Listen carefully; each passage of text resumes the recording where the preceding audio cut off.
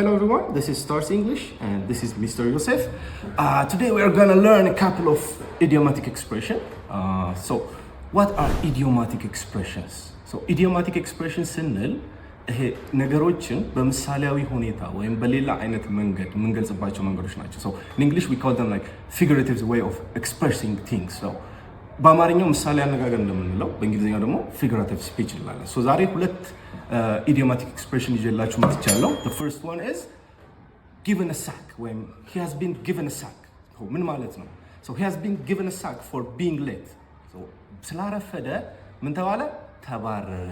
It's an informal way of expressing when someone is fired. So he has been given a sack for being late. ተባረረ. ለምንድነው given a sack የተባለው? በድሮ ጊዜ የፋብሪካ ሰራተኞች ምን ያደርጋሉ? ሲባረሩ ያላቸውን የመስሪያ እቃዎቻቸውን በሳክ ምን ማለት ነው? ሳክ በስልቻ አድርገው ማራበሪያ በሱ አድርገው ይሄዱ ነበር። ሰው ከዛ ጋር በተያያዘ መልኩ አሁን ሰዎች ከስራ ሲባረሩ ምን ባል I have been given a sack. He has been given a sack እንላለን ማለት ነው. The second one is like a sentence starter. Sentence የምንጀምርበት ነው. How on earth? ብዙ ጊዜ ሙቪዎች ላይ እንሰማዋለን ማለት How on earth? Why on earth would I do that, Sergeant? Why on earth won't you finish? Because why on earth would you? Why on earth would he do that?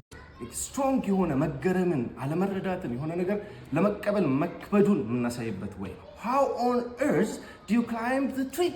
እንዴት ነው ይሄን የሚያክል ዛፍ የወጣኸው ብለን የምንገልጽበት መንገድ ነው።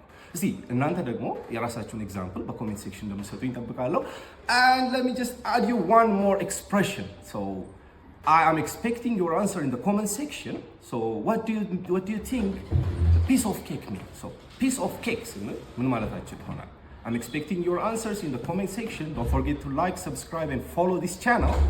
Once again, thank you very much for giving me your time. Bye bye.